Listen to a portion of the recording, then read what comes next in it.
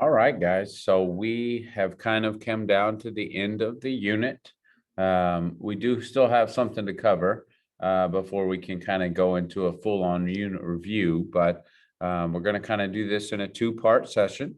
Okay, so the first thing we need to end with in the unit is going to be talking about the cost of college. Okay, so we talked about the cost of credit and how that's going to kind of work just like interest, right? Interest earned, it's going to be interest paid. And that's, pretty much the same thing, same formulas, just we're paying it instead of earning it. Well, college is a little different. Okay, so we have kind of two parts to that. The first is going to be that we can receive what's called financial aid. Okay, and we should have this from our vocabulary, but for the most part, right, financial aid is broken down in a lot of different subcategories, but it's money you get to help pay for school. Okay, so if you get any kind of financial aid, it's going to be money you receive that reduces the cost. Okay, so we have to kind of take that into consideration as we're trying to figure out, right, the cost of college is how much money are you receiving that's going to help you actually pay for it, so that you don't, right, have to come up with that difference. Okay, and then everything else is going to be similar to tuition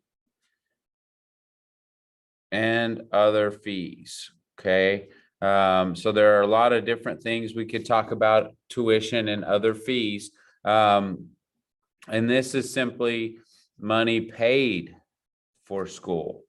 And so when we talk about tuition, right, that is the cost per class. So each class is going to have a certain cost associated with it.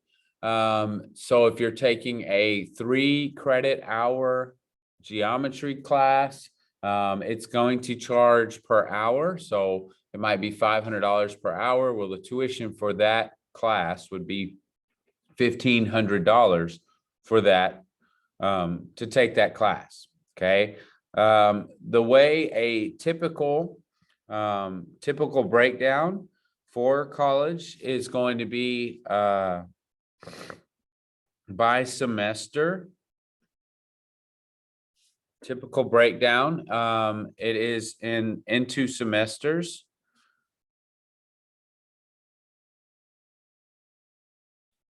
which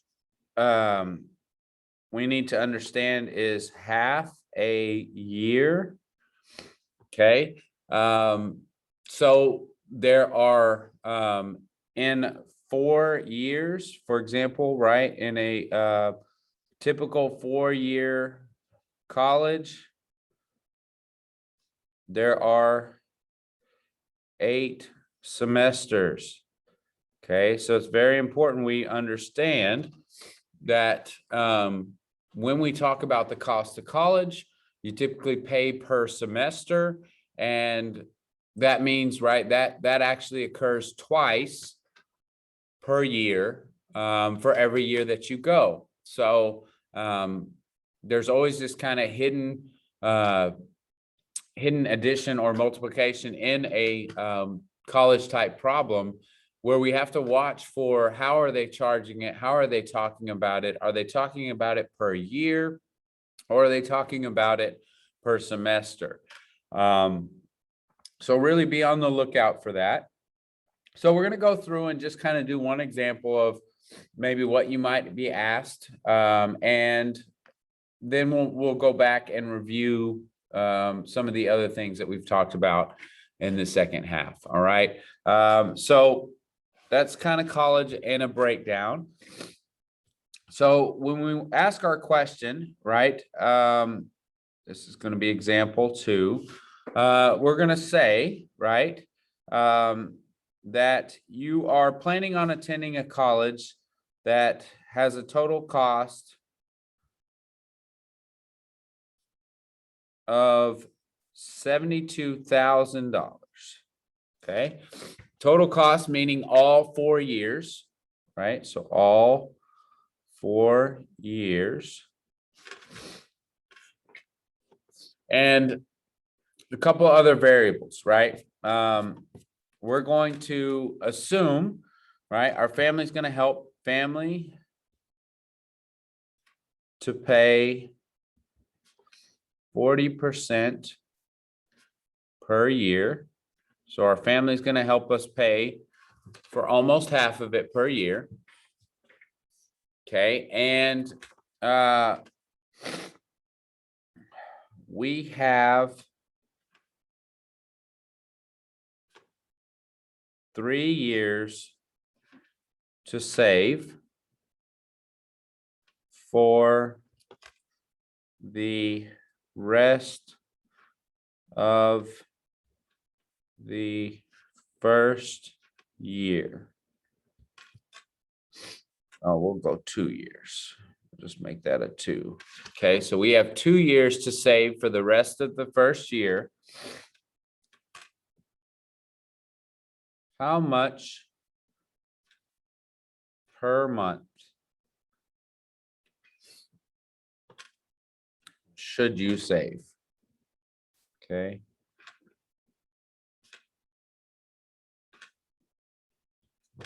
And that's going to be a period right there. All right. So that's the question, right? So if our total cost is going to be $72,000 for our 4-year college degree, and our families agreed to pay 40% per year, and we have 2 years to save for the rest of the first year, right? We want to get ahead, and we want to have the first year covered by the time we start.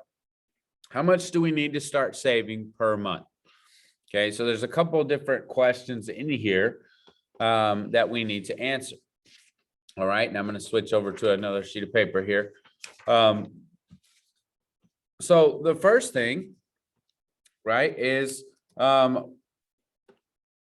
what is the cost per year? Because, right, we need to know that so that we know kind of what our family is going to pay and what we need to pay. And then we can decide kind of how we're going to break that down into a monthly savings for us. Okay, so we need to find out, right, what is 72,000 divided by 4? Okay, what is that equal to? And that's going to tell us, right, a yearly cost. So we use your calculator, right? Don't be ashamed. That's what it's there for. We don't have to do anything in our head. 72,000 divided by 4 is 18,000. So $18,000 per year. All right, so we know that. Okay, now the next question to answer then is, how much does family cover? Right, so if our family is going to cover 40%, they're going to cover almost half of our cost per year. Well, what is 40% of 18,000? Okay, and we did this in the very beginning of the unit, right? We just found a percent of a number. And remember, right, all we have to do is multiply. So essentially, we've got to convert that 40% to a decimal. And then we're going to multiply it times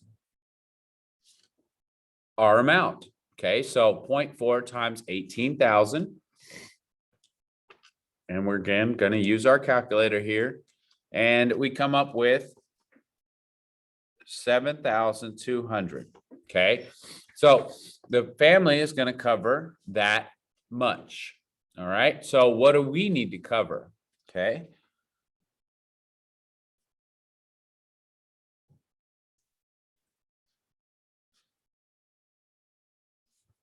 So what do we need to cover? Well, if a family's paying that much and we have to have that much, well, we need to pay the difference. So 18,000 minus 7,200.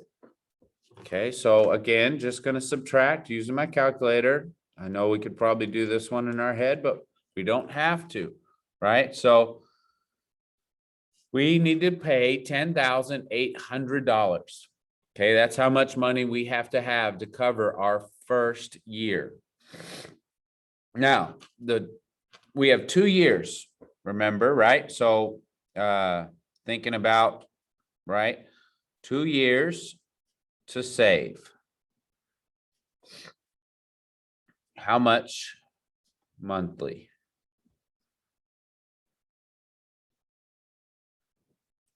All right, so 2 years to save, how much monthly?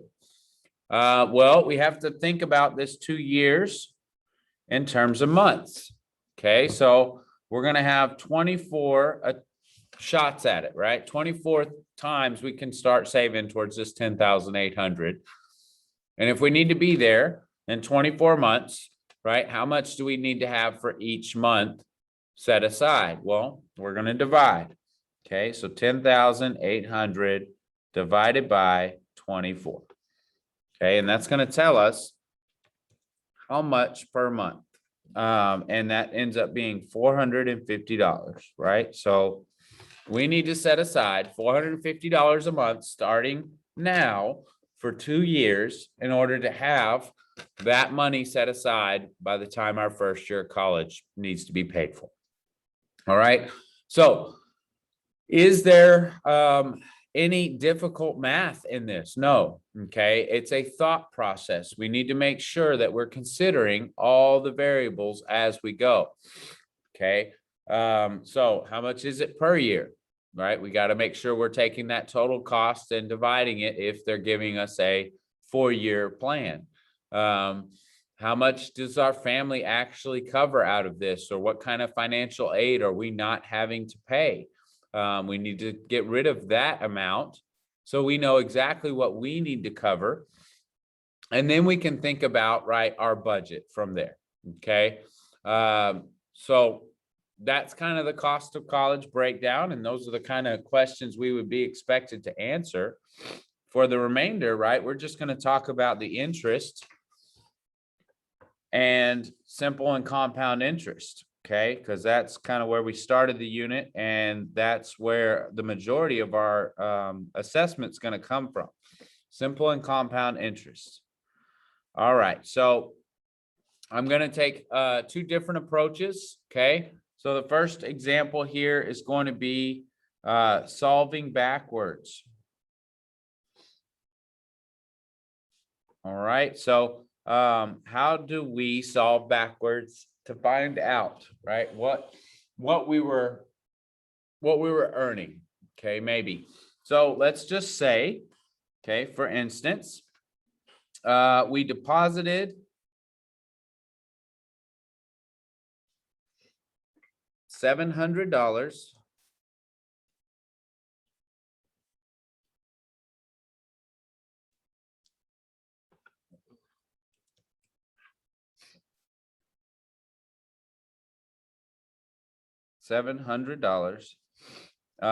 for 10 years,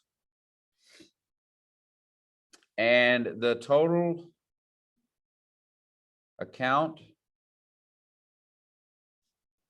balance at the end of that was 780, or no, not 700, 1,085.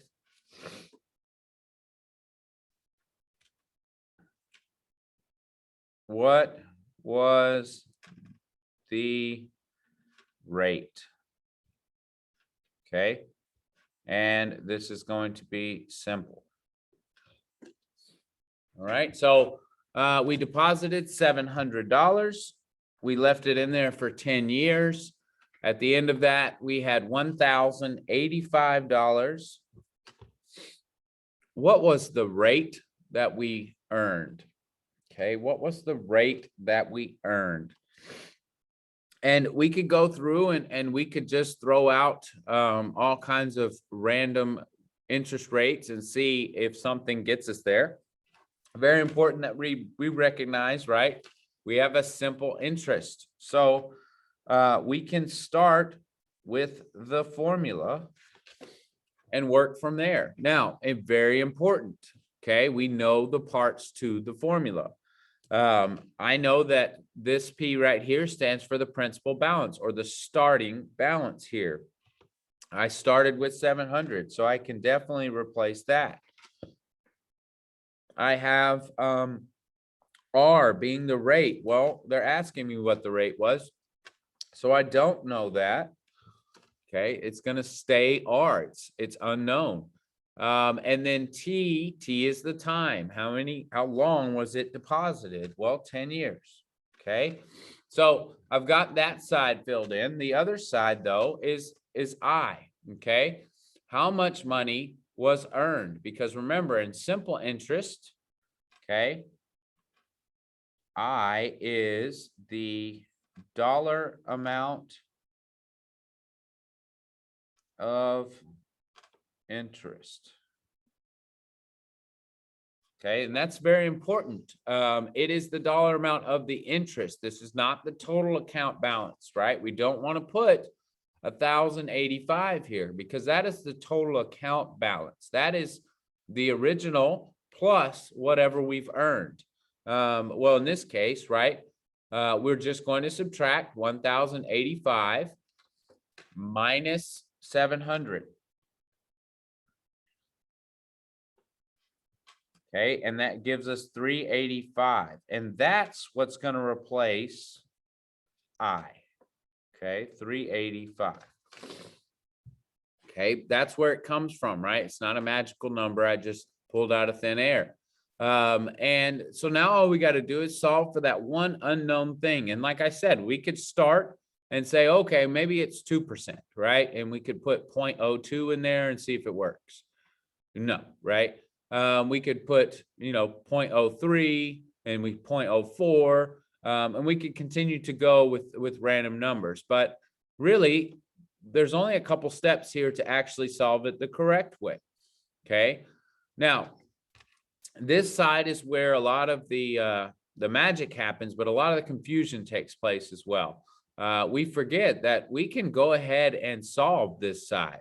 So if we wanted to, we could multiply in any order we choose, okay? Because, multiplication is a commutative property.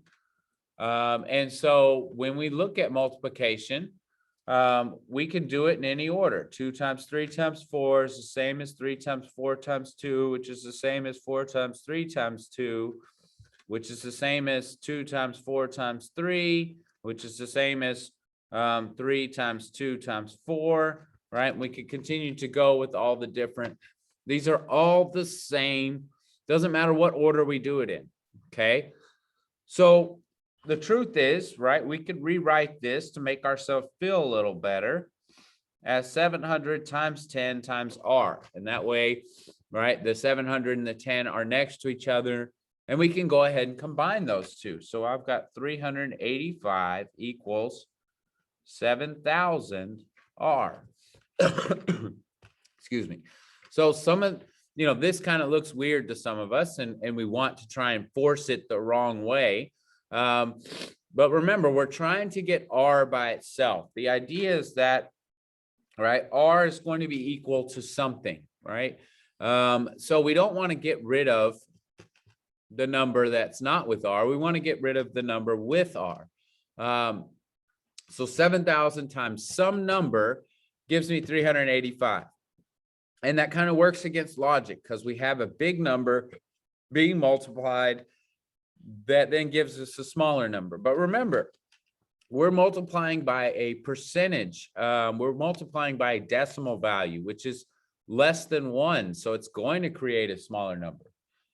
So in order to find that, it's very simple, right? Whatever number is with R, we're actually going to divide out. Okay, so 7,000 divided by 7,000, well, that cancels each other out, and we're left with just the R. But if I do it on the right side, I've got to do it on the left side because we got to keep things balanced in an equation. And so I've got 385 divided by 7,000. Now, when we put this into our calculator, if it's not an even number, what's going to happen is we're going to get a fraction. Okay, so you can see right here, right? I've got 385 divided by 7,000. If I hit enter, I just get a fraction, and that doesn't compute, right? That's not what we're looking for, a decimal that we can then transfer into a percentage. So in order to make it into a decimal, there's a menu system you could go in. You could press the menu button and you could tell it you wanted to convert to a decimal. But even easier, guys, if I put 385 divided by 7,000 and I put a decimal right there at the end of that number, then the calculator knows I want a decimal answer. So I can just hit enter then, and I get 0.055. Okay. So that's going to be my result here. I've got 0.055. Now, recognize this is not 55%. We've got to follow the rules, right? So if you'll remember, right, we had Dr. Pepper, and Dr. Pepper says, right, if I want to go from a decimal to a percent, right, I'm going to the right. From the decimal to the percent, from the letter D to the letter P, I'm going to the right 2 spaces. So I'm going to move this 1, 2 spaces, and it ends up being 5.5%. Okay, so there, I've answered the question, right? That is the rate that was earned on the account, okay, without having to guess and check. And because it was a decimal, I might have never actually hit it. I might have stuck to whole number guesses and just been kind of all over the place. Okay, so that is simple interest, right? That's a way we can solve simple interest backwards. The last thing we're going to do is a really quick compound interest problem, and that's just so that we can set up the formula and work through it. So, right, compound interest. So example 2, or 3 rather. We're going to just go with an even dollar amount of 3,000 deposited for 8 years at, we'll go 3.25% for compound. All right. So that's a problem, right? We're going to deposit $3,000 for 8 years at 3.25% for compound interest. All right. So going into, right, the formula, we've got 1 plus R and then raised to the T power. That's our formula. That's how we're going to use it. Very important, right, that we recognize, okay, A is the total account balance. All right. A is the total account balance in this case, right? I is just the interest. Okay. So we'll have to add that back to the principal. A for compound interest is the total account, which means it's going to include the interest and the principal. So if we need to find it out, we're going to have to do a little bit of side work. All right. But just to fill in the formula, I've got A equals the principal of $3,000. I've got 1 plus the rate as a percentage. Again, this does have a decimal, but it is not a decimal yet. As far as a value, we need to move that. And again, Dr. Pepper tells us percent to decimal, we need to go left, right? So again, right, Dr. Pepper, we're going from percent to decimal. So from the letter P to the letter D, in which case we're going left 2 spaces. Okay, so that's going to be 0.0325, and then we're going to raise that to the exponent of 8. All right, and that's all you have to do initially is set up the formula. There's nothing you have to do by hand. There's no reason to do anything by hand because we have a calculator. Okay, so we're going to go into that calculator and we're going to type it in exactly how it was. Okay, so 3,000 We're going to put parentheses, which are right next to that 0 button at the bottom. Okay, so 0 or parenthesis 1 plus our rate of 0.0325. Close the parentheses, and now we need to raise it to the 8th power. And again, to raise a number, right, we're going to use this little button, looks like the roof of a house. Okay, it's called a caret, and we're going to press it, and you'll see on your calculator, it gives you, right, a exponent box to put in whatever number you need. Well, we need an 8. Okay, so that's exactly how I wrote it down.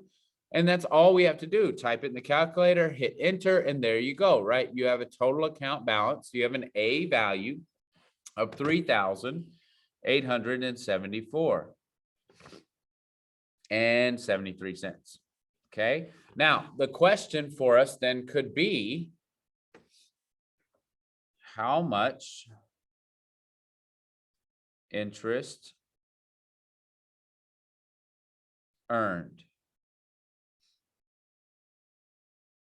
Okay, so how much interest was earned in this case? Well, remember, right, we had an initial balance of $3,000, okay, and A is the total account balance after this much time.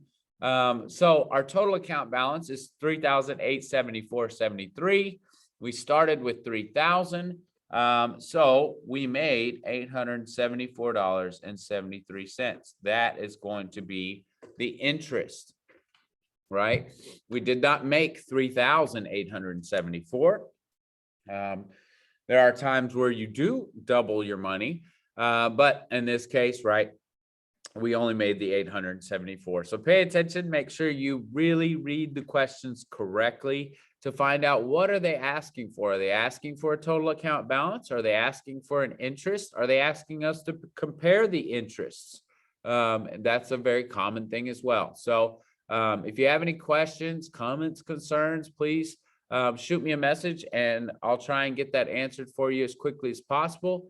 If not, guys, CUA tomorrow on the 11th.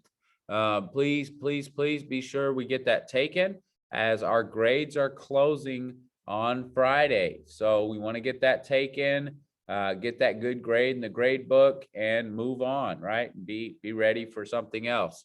If you have any other missing work, Friday's the deadline. We got to get that in, got to get that graded, got to get the grade books updated. Okay. Thanks so much for your time, guys.